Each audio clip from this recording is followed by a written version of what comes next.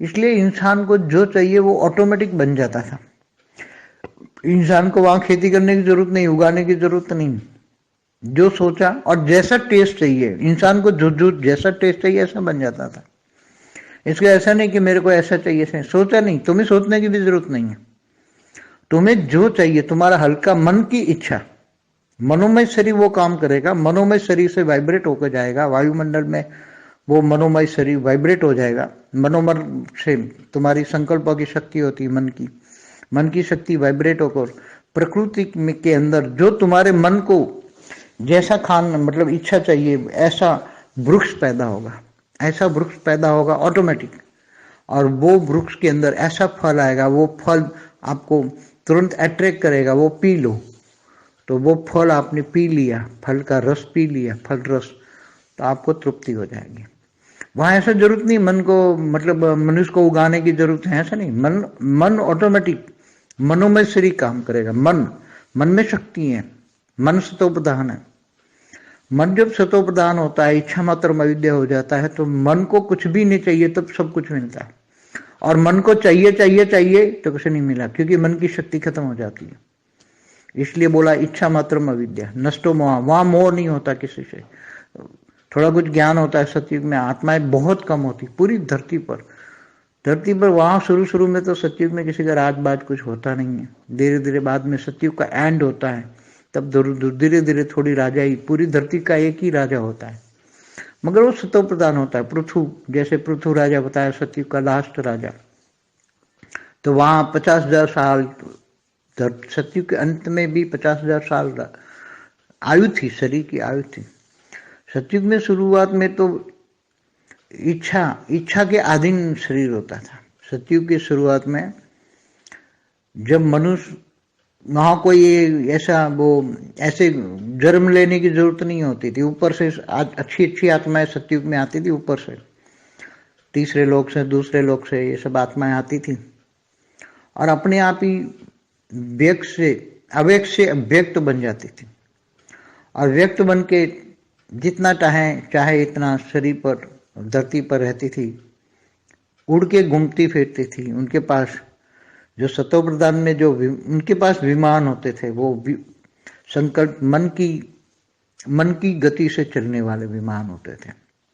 मन ने सोचा, संकल्प किया, 3 तत्वों का वायु विमान बन गया, उसमें ये बैठ गया। वो खुद वायु में बैठेगा तो वो भी 3 तत्वों में कन्वर्ट हो जाएगा और वायु विमान उड़ेगा। उसको चाहा, मनुष्य ने चाहा कि मुझे अब ऊपर दूसरे लोक में जाना है, संकल्प किया, दूसरे लोक में पहुंचा, तीसरे लोक में पहुंचा। तो ऐसे मन की गति, जिनको मनोमय शरीर कहते हैं, मनोमय शरीर बहुत जागरूक होता है, बहुत चार्ज होता है, इतना चार्ज हो जाता है कि मन ने चाहा और वो सीधा व्यक्त से अव्यक्त बने और ऊपर के लोक में चलने लगे। जैसे देवता धरती पर आते थे तो वो अव्यक्त से व्यक्त बनते थे, 5 तत्व धारण करते, फिर जब चाहा तो 5 तत्वों से 3 तत्वों में कन्वर्ट हो जाते थे। उसको व्यक्त से अव्यक्त बोलेंगे। तो ये सभी, ये जो मन की गति है, मनोमय शरीर, आनंदमय शरीर, तो आनंद, आत्मा को आनंद, वहां आत्मा को आनंद मिलता था, आत्मा का आनंद था। तो आत्मा आनंद कब मिलती है? जब एकदम मनोमय शरीर चार्ज हो जाता है। जब तक अन्नमय शरीर है, अन्नमय शरीर बहुत कम होता है। सतयुग में अन्नमय शरीर की वैल्यू नहीं होती। वहां थोड़ा सा जूस पी लिया, सतयुग में थोड़ा सा रस पी लिया, बस, ज्यादा इच्छा नहीं होती थी। वैरायटी प्रकार के, इतने प्रकार के वृक्ष होते थे, उसमें जो चाहिए वो उनको मन चाहिए, वो अट्रैक्शन हुआ और आपने रस पी लिया, वृक्ष के रस। तो वो एक सतयुग, त्रेता, द्वापर, कलयुग, 4 युग में जो घूमते घूमते आत्माएं धीरे धीरे धरती पर ऊपर से नीचे आत्माएं, कोई दूसरे लोक से, कोई तीसरे लोक से, कोई चौथे लोक से भी आया, कोई बाहर से आने वाली आत्माएं जो दूसरे ब्रह्मांडों से, यहाँ गैलेक्सियों से, यूनिवर्स से, ग्रेट यूनिवर्स G2 से आई हुई आत्माएं भी जब ऊपर से नीचे आती हैं तो पहले तो ये अनुभव करती हैं कि ये 5 तत्व तो हल्के होते हैं, तो चलो अच्छा होता है। तो उसमें धीरे धीरे बहुत मजा आता है। सतयुग का जीवन एकदम सतो प्रधान होता है, मगर उसी टाइम एक सात जो पाताल लोक है उसमें राक्षस तो होते ही हैं। धरती पर का वायुमंडल बदल जाता है, राक्षसों का वायुमंडल नहीं बदलता। वो धरती पर कभी कभी राक्षस आ जाते थे, उत्पात मचा देते थे, मगर मनुष्यों की इतनी शक्ति थी उसी टाइम पर कि वो शिव उनको योग की शक्ति से राक्षसों को भगा नीचे पाताल लोक में फेंक देते थे। चलो जाओ, तुम्हारे यहाँ कोई काम नहीं है, ये धरती मनुष्यों की है, असुरों की नहीं है। असुरों पर धरती भूल से ज्यादा असुर एक साथ में आ गए, क्योंकि सात पाताल लोग भरे होते हैं उसी टाइम पर भी, सतयुग में भी। तो विष्णु के अवतार सतयुग में होकर उनको मारकर असुरों को भगा देते थे। मगर कहने के वसुंधरा उसी टाइम का नाम है। जो धरती का नाम वसुंधरा पड़ा, संस्कृत शब्द है वसुंधरा, माना पूरी धरती। जो वसुंधरा जो धरती है वो एक बहुत खुशनुमा वायुमंडल वाली धरती है, एकदम सतोप्रधान वायुमंडल वाली धरती है, आनंदमय धरती है। वो धरती, आनंदमय धरती को वो अनुभव करना, सतोप्रधान। कहते देवता भी धरती पर आते थे, क्योंकि वहां धरती का जो वायुमंडल था वो एकदम सुखदायी था। जितना सुख स्वर्ग में था, इससे ज्यादा उसी टाइम सतयुग में धरती पर ज्यादा सुख था। इसलिए देवता भी यहाँ मनुष्य बन के यहाँ आते थे। देवता क्यों मनुष्य बन के आते थे? इंद्र की अप्सराएं भी यहाँ आती थी धरती पर, कहीं स्नान करने, कहीं घूमने फिरने यहाँ आती थी इंद्र की अप्सराएं। तो जैसे देवता लोक का ये बगीचा था, धरती ये वसुंधरा, वसुंधरा ये धरती लोक, ये जो था देवताओं का एक गार्डन था, बगीचा। घूमने फिरने यहाँ देवता आते थे धरती पर। दूसरे लोक वाले भी, गांधर, किन्नर, यक्ष सारे आते थे यहाँ, कई जाति होती थी यहाँ। तो दूसरे तीसरे लोक वाले को तो लिए मतलब वसुंधरा एक गार्डन था। इतनी पिकनिक, लोग पिकनिक मनाने धरती पर आते थे स्वर्ग से। एक पिकनिक हाउस था सतयुग में। मगर बाद में धीरे धीरे बहुत ज्यादा लोग आने लगे, बहुत ज्यादा लोग आने लगे। तो ये सारे सुख सुविधा, मतलब जो वायुमंडल बदल गया लोगों की, फिर धीरे धीरे इच्छाएं जागृत होनी, फिर राजाशाही आई। पहले कुछ राजा वाजा कुछ नहीं था धरती पर, ये तो सतयुग में एंड में थोड़ा हुआ। जैसे 17,28,000 साल है सतयुग की आयु। तो ये 10 साल तक तो धरती पर, 10 साल तक तो मतलब एकदम सतोबना वायुमंडल था, कुछ भी नहीं, बट सब न्यारे और प्यारे। कभी मन संकल्प किया तो ऊपर चले गए, संकल्प से किया नीचे आए, कभी व्यक्त, कभी अव्यक्त, कभी व्यक्त, कभी अव्यक्त। ये धरती की चीजें भी ज्यादा यूज नहीं, कोई भी चीज यूज ही नहीं करते थे। ये केवल, ये तो केवल इच्छा की। धरती पर इतने सुगंधित फूल होते थे धरती पर सतयुग के अंदर, कि इतने सुगंधित, यहाँ जहां से भी निकल जाओ आपको मन प्रसन्न, फूलों की सुगंधी आएगी, तो सुगंधी लेते थे उसी टाइम। और उसी टाइम सुगंधी से ही मन भर जाता था, खाने पीने की इच्छा ही नहीं होती। सतयुग की शुरुआत में तो ये सुगंधित फल होता, सुगंध होता, फलों की जरूरत नहीं होती थी। सतयुग की शुरुआत के 5 लाख साल तो धरती पर केवल सुगंध होती, सुगंधी सुगंध, सुगंधी सुगंध, सुगंध, इतनी सुगंध होती थी कि जो भी ऊपर से नीचे आए तो उनको सुगंध मिले। जो स्वर्ग में भी सुगंध नहीं होती, वो धरती पर सुगंध होती थी, फूलों की सुगंध। और वो कोई फूल उगाता नहीं था, जंगल में अपने आप ही उगते थे, अपने आप ही सब कुछ होता था, अपने आप। उसी टाइम थोड़ी जरूरत हो तो जहां जरूरत वहां बारिश होती थी हल्की सी, बाकी जरूरत ही नहीं है तो नहीं होती थी।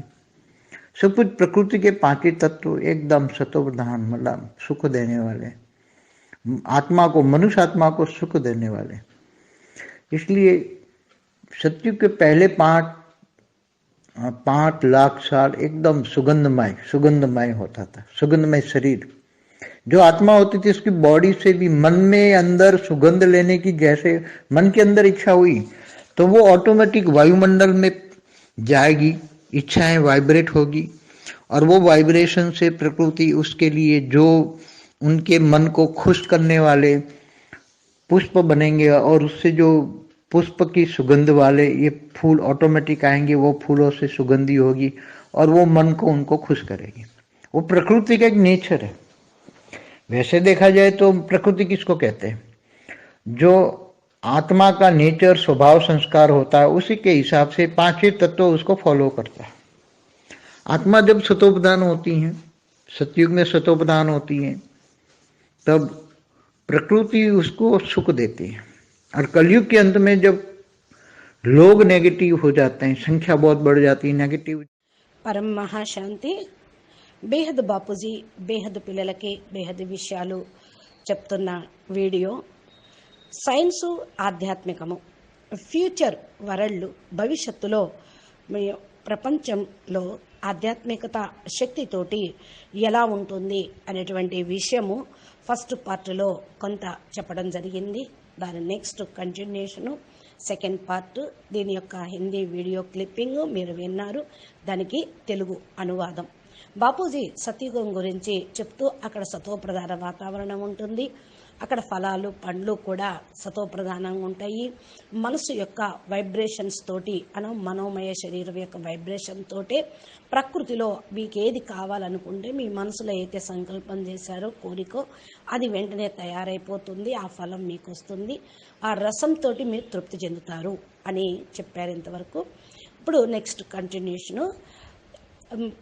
పొలంలో నాటి వృక్షం తీసుకొని వచ్చి కాయలు ఇవ్వటానికి సమయం పడుతుంది కదా, అంతగా చేయాల్సిన అవసరం ఉండదు, నాటాల్సిన అవసరం పెంచాల్సిన అవసరం ఉండదు. మీరు సంకల్పం చేయటంతో ఆటోమేటిక్గా మనోమయ శరీరం పనిచేస్తుంది. మనసులో శక్తి ఉంది, మనసు సతోప్రధానంగా ఉంటుంది. ఎప్పుడైతే మనసు సతోప్రధానంగా ఉంటుందో అక్కడ ఉండేటువంటి మానవులు ఇచ్చా మాత్రం అవిద్యగా ఉంటూ ఉంటారు. మనసులో ఏదైతే కోరిక కలిగిందో అది వెంటనే నెరవేరుతుంది. ఇంక ఏమీ చేయాల్సిన పని అనేది ఉండదు. మానసిక శక్తి కథమైపోతేనే వాక్కులోకి వస్తారు, మరి కర్మల్లోకి వస్తూ కష్టపడాల్సి వస్తూ ఉంటుంది. ఇచ్చా మాత్రం అవిద్యగా నష్టో మోహులుగా అయితే మీరు కష్టపడకుండానే సంకల్ప శక్తి పెరుగుతూ ఉంటుంది. అక్కడ ఎవరిపైన మోహం అనేది ఉండదు, దేనితోటి ఉండదు. కొంచెం జ్ఞానం అనేది ఉంటుంది, ఎందుకంటే సత్యుగంలో ఆత్మస్వరూపంలో ఉంటారు. అక్కడ ఆత్మలు తక్కువగా, చాలా తక్కువగా ఉంటూ ఉంటారు. భూమి మీద మొత్తం మీద మహా చూస్తే చాలా తక్కువ మంది. ఈ యొక్క భూమి మీద ఫస్ట్ సత్యయుగం ప్రారంభమైనప్పుడు రాజులు ఎవరు అనేది ఉండరు. నెమ్మదిగా సత్యయుగం ఎండింగ్ అయిపోయేటప్పటికీ కొద్దిగా జనాభా పెరుగుతూ ఉంటాం, రాజరికం స్టార్ట్ అవ్వటం జరిగింది. పృథ్వీ మొత్తానికి ఒకే ఒక రాజు ఉంటారు, వారు కూడా సతోప్రధానంగా ఉంటారు. పృథ్వీరాజ్ అనేటువంటి వారు కూడా సతయుగం లాస్ట్లో వచ్చినటువంటి రాజు. అక్కడ 50,000 సంవత్సరాలు సతయుగంలో మానవులు జీవిస్తారు. అంతిమంలో 50,000 సంవత్సరాల వరకు కూడా శరీరం ఆయువు అనేది ఉంటూ ఉంటుంది ప్రతి ఒక్కరికి. సతయుగం యొక్క ప్రారంభంలో వారికి ఇచ్ఛాశక్తి ఎక్కువగా ఉంటుంది కాబట్టి కోరికకు ఆధీనం అనేది కారు, వారి యొక్క ఇచ్ఛాశక్తి అనుసారంగా శరీరాన్ని తయారు చేసుకుంటారు. సతయుగం యొక్క ప్రారంభంలో ఇక్కడ మానవుల్లాగా జన్మ తీసుకోవాల్సిన అవసరం ఉండదు. అక్కడ మంచి ఆత్మలు సతయుగంలోకి పైనుండి, అనగా 3వ లోకం నుండి, స్వర్గలోకం నుండి, భువర్లోకం నుండి, లేకపోతే మహర్లోకం నుండి మంచి ఆత్మలు అలా పైనుండి కింద దిగుతూ ఉంటారు. అవ్యక్తం నుండి వ్యక్తమైపోతూ ఉంటారు. వ్యక్తమైన తర్వాత వారి శరీరం కూడా భూమి మీద ఏం ఉండదు, ఎగురుతున్నట్లుగా ఉంటూ ఉంటుంది. అందుకని వాళ్ళు ఆకాశగమనం శరీరంతో విహారం చేస్తూ ఉంటారు, తిరుగుతూ కూడా ఉంటూ ఉంటారు. వారి దగ్గర విమానాలు ఉంటాయి, మనసు యొక్క గతితోటి నడిచేటువంటి విమానాలు ఉంటాయి. మనసు ఆలోచించడంతో, సంకల్పం చేయటంతో 3 తత్వాల వాయువు విమానంలాగా అవుతుంది. దానిలో కూర్చోవడం, వాళ్ళు స్వయం వాయువు ద్వారానే మనసు యొక్క స్పీడ్ తోటి వెళ్ళిపోతూ ఉంటారు. కాబట్టి ఇక్కడ 3 తత్వాలులోకి కన్వర్ట్ అయిపోతూ ఉంటారు వాళ్ళు. వెళ్ళాలి ఎగరాలి అన్నప్పుడు వాయువు విమానంగా తీసుకొని వెళ్తుంది. మానవుల్ని అయితే ఏది కోరుకుంటే అది వెంటనే వాళ్ళు 2వ లోకంలోకి వెళ్ళాలన్నా వెళ్ళిపోతారు, సంకల్పం చేయటంతో 3వ లోకానికి వెళ్ళాలన్నా వెళ్ళిపోతారు. మనసు గతితోటి నడుస్తూ ఉందంటే మనసులో సంకల్పం చేస్తారన్నమాట. అయితే మనోమయ శరీరము అనేవాళ్ళది అని అనాలి. మనోమయ శరీరం చాలా జాగృతమై ఉంటుంది, చాలా హల్కాగా ఉంటుంది, అది దివ్య శరీరంగానే ఉంటుంది, చాలా పవర్ఫుల్గా ఛార్జ్ అయి ఉంటుంది వాళ్ళ మనోమయ శరీరంలో. ఎంత ఛార్జ్ అవుతుంది అంటే అది వాళ్ళ మనసులో సంకల్పం రావటంతో అది వైబ్రేట్ అయి ప్రకృతిలో కూడా వెళ్ళిపోతూ ఉంటుంది. అంత పవర్ఫుల్ మనోమయ శరీరం ఛార్జ్ అవుతుంది. అందుకని సీదా వ్యక్తం నుండి అవ్యక్తమైపోతారు, పై లోకాలకి వెళ్ళిపోవటం, ఎగిరిపోవటం కూడా జరుగుతుంది. ఏ విధంగా దేవతలు భూమిపైన వస్తూ ఉన్నారో అవ్యక్తం నుండి వ్యక్తమవుతారు, పంచతత్వాల శరీరాన్ని ధారణ చేస్తూ ఉంటారు.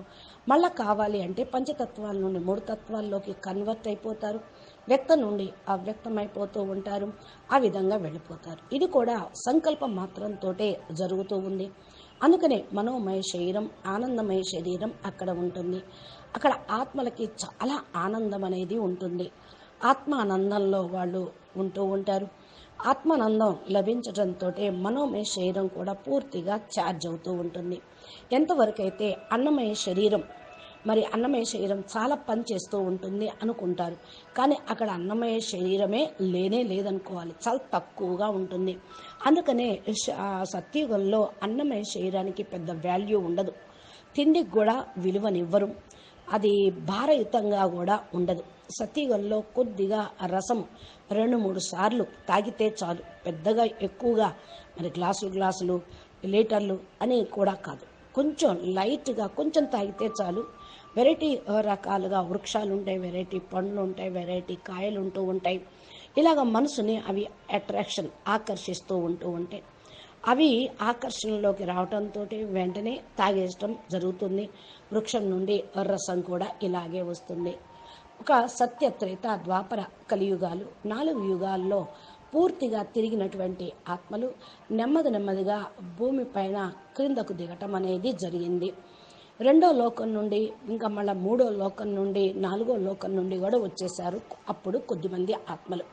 ఇలాగ జనాభా సంఖ్య పెరిగింది. బయట నుండి వచ్చేటువంటి ఆత్మలు వేరే బ్రహ్మాండం నుండి, గెలాక్సీ నుండి, యూనివర్స్ నుండి, గ్రేట్ యూనివర్స్ నుండి, G2 నుండి కూడా వచ్చినటువంటి ఆత్మలు ఉన్నారు. వాళ్ళు కూడా పైనుండి కిందకి దిగారు. ఏదైతే ఫస్ట్ వారు భూమి మీద రావటంతో అనుభవం చేసుకుంటారో అప్పుడు ఈ పంచతత్వాలు కూడా చాలా తేలిగ్గా ఉంటూ ఉంటాయి, మంచిగా అనిపిస్తూ ఉంటుంది. కొద్ది రోజులు ఉందాము, అనుభవించుదాము అనుకుంటారు. దీనిలో నెమ్మదిగా మంచి మజా అనుభవిస్తూ ఉంటారు. సతీయుగంలోని జీవితము ఏకదం పూర్తి సతో ప్రధానంగా ఉంటుంది. కానీ అక్కడ టైం లోపల 7 పాతాళ లోకాలు ఉన్నాయి. అక్కడ రాక్షసులు ఉన్నారు. అంటే ఈ యొక్క బ్రహ్మాండం సృష్టించినప్పుడు పైన 7 లోకాలు, కింద 7 లోకాలు, భూమిని సృష్టించటం జరిగిందో, భూమి సృష్టించిన తర్వాత రాక్షస ప్రవృత్తి కలిగిన వాళ్ళు పాతాళ లోకంలో భూమి కింద ఉండాలి అని, దేవతలు దివ్య గుణాలు కలిగినటువంటి వాళ్ళు స్వర్గలోకంలో ఉండాలి అని, మానవులు పంచతత్వాల శరీరదారులు భూమి మీద ఉండాలని ఒక నియమం పెట్టడం జరిగింది. ఆ విధంగా రాక్షస ప్రవృత్తి కలిగినటువంటి వాళ్ళు మరి పాతాళ లోకంలో ఉన్నారు. రాక్షసులు వాయుమండలాన్ని మార్చలేరు, భూమి యొక్క వాయుమండలాన్ని మార్చలేరు. భూమిపైన అప్పుడప్పుడు రాక్షసులు వస్తూ ఉంటారు, వాళ్ళ యొక్క ఉత్పాతం చేస్తూ ఉంటారు, ఆక్రమించడాలు, గొడవ చేయటము, డిస్ట్రక్షన్ లాంటిది చేస్తూ ఉంటారు. కానీ మానవులకు, అంటే భూమి మీద ఉన్నటువంటి మానవులకు అప్పుడు చాలా శక్తి ఉంది. వారి యొక్క శక్తి అనుసారంగా, యోగ బలం యొక్క శక్తితోటే రాక్షసుల్ని మళ్ళా పాతాళ లోకంలోకి ఇసిరేస్తూ ఉండేవాళ్ళు. వాళ్ళు అట్లా వెళ్ళిపోతూ ఉండేవాళ్ళు. ఇక్కడ ఇంకా ఏం పని చేయాల్సిన పని కూడా ఏమీ ఉండదు. భూమి మీద ఉన్నటువంటి మానవులు ఇంకా అసురులను పైకి రానిచ్చేవాళ్ళు కాదు. పొరపాటున ఎవరన్నా అసురులు వచ్చేసారో వెంటనే పాతాళ లోకంలోకి పంపించేసేవాళ్ళు. ఇలా పాతాళ లోకంలో అంతా కూడా రాక్షసులతోటి నిండి ఉంది. ఆ టైం అనుసారంగా సతయుగంలో ఆత్మలు సతో ప్రధానంగా ఉంటారు. ఒక్కోసారి ఈ భూమి మీదకి రాక్షసులు వచ్చినప్పుడు విష్ణు యొక్క అవతారాలు సతయుగంలో వారిని సంహారం చేయటకు కూడా వస్తారు. వాడిని మళ్ళా పాతాళ లోకంలోకి పారేస్తూ ఉంటారు. ఇటువంటి సమయంలోనే దీని భూమి పేరు వసుంధర అని పేరు పడింది. భూమి పైన వసుంధర అంటే ఇది సంస్కృతం యొక్క శబ్దము. వసుంధర అంటే ధరితి, అందమైనది భూమి అని. చాలా సంతోషమైనటువంటి వాయుమండలం కలిగిన సతో ప్రధానమైన ప్రపంచంగా ఉన్నటువంటి భూమి అని. అందుకని సతోప్రధాన వాయుమండలం కలిగినటువంటి భూమి పైన చాలా ఆనందదాయకంగా ఉంటుంది. ఆనందమైనటువంటి భూమిని అనుభవం చేసుకోవటం ఇది మానవులకు వశం.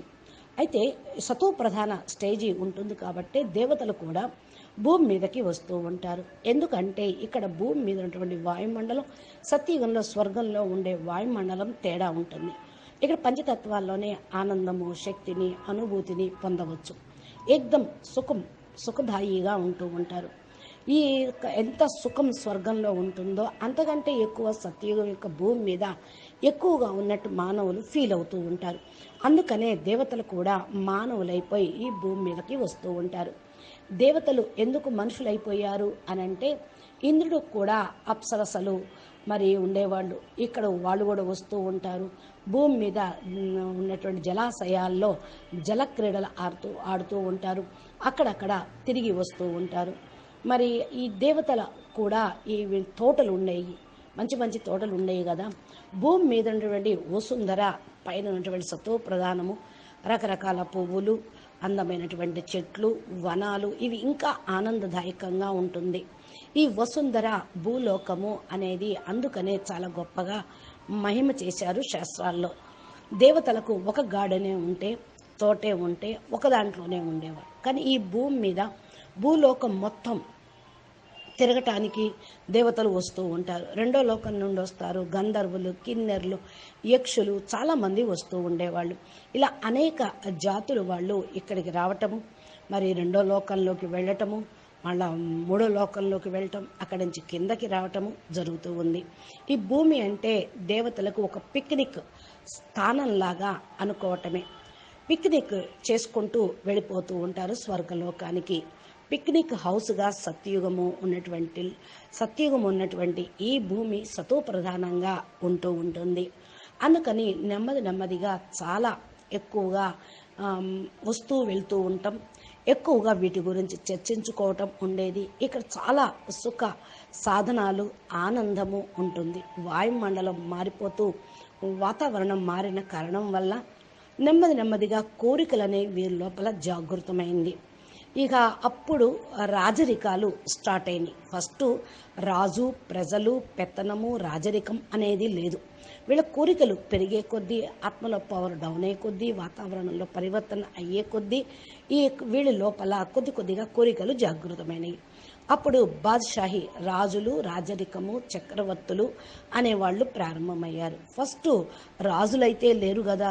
సత్యయుగం ఎండింగ్లో కొద్దిగా రాజరికాలు ప్రారంభమైనాయి. ఏ విధంగా 17,28,000 సంవత్సరాల సత్యయుగం ఆయువు అయితే ఈ భూమి పైన 10 సంవత్సరాల వరకు కూడా ఏకదం సతోప్రధాన వాయుమండలమే ఉంది. బ్రహ్మకు 10 సంవత్సరాల వరకు కూడా ఈ భూమి మీద సతోప్రధానమైన వాయుమండలం ఉన్నది. ఇంకా ఏమీ లేదు. బస్ అన్నీ కూడా న్యారా ప్యారాగా ఉంటూ ఉండేవాళ్ళు. ఈ భూమి మీద ఫస్ట్ సతయుగంలో చాలా చక్కగా ఉంది. సతయుగం ఎండింగ్ వచ్చేటప్పటికి రాజరికాలు అనేవి వచ్చినాయి. అంటే వీళ్ళ మనసు సంకల్పం చేయటంతో పైకి వెళ్ళిపోతూ ఉండేవాళ్ళు.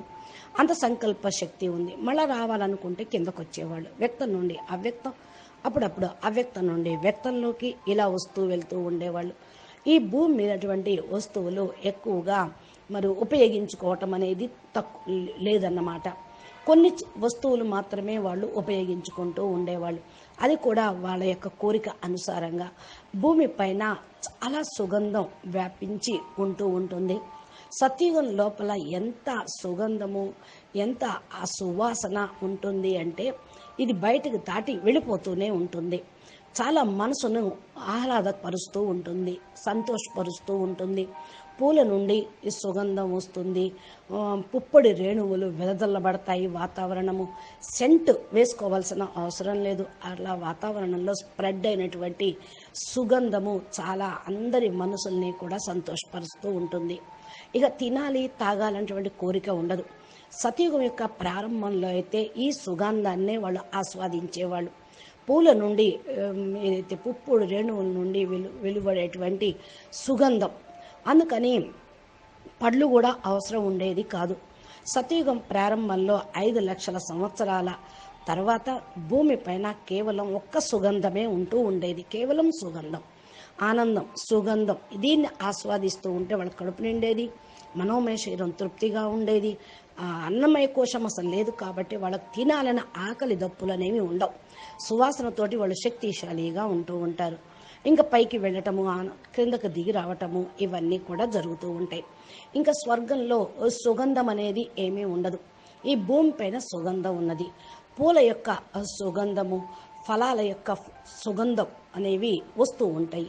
అందుకని వీటిని ఆస్వాదించటం కోసమే అప్సరసలు కిందకు వస్తూ ఉండేవాళ్ళు. జలాశయాల్లో జలక్రీడలు ఆడుటకు దేవతలు కూడా స్వర్గలోకం నుండి భూమి మీదకి రావటం అనేది జరుగుతుంది. వాళ్ళంతనే వాళ్ళు వస్తూ ఉంటారు. ఇంకా ఈ యొక్క చెట్లు, చేమలు, పూలు, పండ్లు ఇవన్నీ కూడా అడవుల్లో అవంతన అవే మొలకెత్తుతూ ఉంటాయి. ఎవరో నాటాల్సిన అవసరం లేదు, ఎవరు దాన్ని పెంచి పోషించాల్సిన అవసరము లేదు. ఇలాంటి వాతావరణం ఉంటుంది.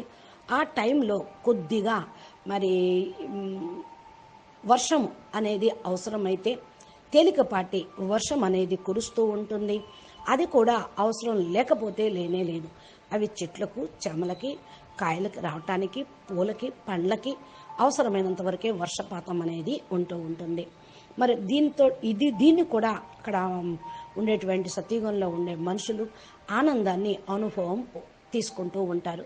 ప్రకృతి పంచతత్వాలు ఎగ్దం సతో ప్రధానంగా ఉండటం వల్ల సుఖదాయిగా ఉంటూ ఉంటాయి. మనిషి యొక్క ఆత్మ సుఖాన్ని పొందుతూ ఉంటుంది. సత్యుగంలో ఫస్ట్ 5 లక్షల సంవత్సరాల వరకు ఎగ్దం పూర్తిగా సుగంధంతో నిండి ఉంది. సుగంధభరితమైనటువంటి శరీరం, ఆనందభరితమైనటువంటి ఆత్మ. అందుకని ఆత్మానంద బ్రహ్మానంద స్థితిలో ఉంటారు. వాళ్ళ యొక్క బాడీ నుండి మనసు లోపలికి సుగంధము వెళ్ళిపోతూ ఉంటుంది. మనసులో కోరిక అనేది ఇంకా ఏమీ ఉండవు. ఒకటే సుగంధాన్ని ఆస్వాదించటం, ఆనందాన్ని, సుఖాన్ని ఫీల్ అవ్వటం. ఇది ఆటోమేటిక్గా వాయుమండలంలోకి ఇది కూడా వెళ్ళిపోతూ ఉంటుంది. ఎప్పుడైతే కోరికలు వైబ్రేట్ అయినాయో ఈ వైబ్రేషన్ నుండి ప్రకృతిలో కూడా వెళ్ళిపోతూ ఉండేది. ప్రకృతి కూడా మంచి స్థితి ఉన్న కాలం మనసు ఖుషి అయిపోతుంది. పుష్పాలు తయారయ్యాయి, దాని నుండి సుగంధం వస్తూ ఉండేది. పూలు ఆటోమేటిక్గా వచ్చేస్తూ ఉండేవి. రంగురంగుల పూలు, రంగురంగుల వాతావరణము ఉంటూ ఉండేది ప్రకృతి సుగంధభరితంగా. కాబట్టి వాళ్ళ యొక్క మనసు ఖుషి ఉంటుంది దాన్ని చూడటంతో. ప్రకృతి ఒక నేచర్. ప్రకృతి అంటే ఏంటి? వాతావరణం, నేచర్ అన్నమాట. ఏ విధంగా చూసినా ప్రకృతిని ఏం చెప్పాలి? ఆత్మ సతోప్రధానంగా ఉంటుంది. ఇక్కడైతే ప్రకృతి అంటే ఆత్మ యొక్క స్వభావ సంస్కారం అని అంటారు. ఈ లెక్కతోటి కూడా పంచతత్వాల్ని మరి ఫాలో అవుతూ ఉంటుంది మనసు. ఇక ఆత్మ ఎప్పుడైతే సతోప్రధానంగా ఉందో మరి యుగం మొత్తం సతోప్రధానంగా ఉన్నప్పుడు ప్రకృతి కూడా సతోప్రధానంగా సుఖంగా ఉంటూ ఉంటుంది. కలియుగం అంతిమం వచ్చేటప్పటికీ ప్రజల యొక్క నెగిటివ్ సంకల్పాలు పెరిగిపోతూ ఉంటాయి. నెగిటివ్ అయిన కారణం వల్ల నాది నీది అని తగాదాలు, గొడవలు వస్తాయి. కలహక్లేశాలుతో కూడినది కలియుగం అని అంటారు. ప్రకృతి వినాశకారిగా ఉంటూ ఉంటుంది. నేచర్ కూడా వినాశకారి స్థితిలో వెళ్ళిపోతూ ఉంటుంది. అప్పుడు అది న్యాచురల్ క్లైమేటీస్ రావటం జరుగుతుంది. వినాశనం కూడా జరుగుతూ ఉంటుందనే చెప్పాలి. అక్కడ వినాశనం అంటే ప్రకృతి అని కాదు, సతోప్రధానంగా ఉన్నది కొంచెం పరివర్తన అనేది అవుతుంది. మీ మనసులో ఏది కోరుకుంటారో ప్రకృతి తయారు చేస్తూ ఉంటుంది. మనసు ఖుషిగా ఉంటే ప్రకృతి మీ మనసును కూడా ఖుషి చేస్తుంది. ఇది ప్రకృతి యొక్క డ్యూటీ. కాబట్టి ఆత్మలు కూడా, ప్రకృతి కూడా ఆత్మలకు సేవ చేస్తూ ఉంటాయి. అచ్చా, పరమ శాంతి, నమస్తే, ధన్యవాదాలు. బాపూజీ దీని గురించి ఇంకా చెప్పేటువంటి నెక్స్ట్ వీడియోలో మనం తెలుసుకుందాము. బాపూజీ దశరథ్ భాయ్ పటేల్ తెలుగు ఛానల్లో బాపూజీ చెప్పిన అద్భుతమైనటువంటి జ్ఞానం ప్లేలిస్ట్ ఉంది. మీరు ఈ ఛానల్ని సబ్స్క్రైబ్ చేసి గంట సింబల్ని ప్రెస్ చేస్తే నోటిఫికేషన్ రూపంలో బాపూజీ రోజు అప్లోడ్ చేసే వీడియోలు మీ మొబైల్కి చేరుకుంటాయి. ఇంకా విషయాలు తెలుసుకోవాలి అంటే మా ఛానల్ని మీరు చూస్తూ ఉండండి. నమస్తే, ధన్యవాదాలు. పరం మహాశాంతి.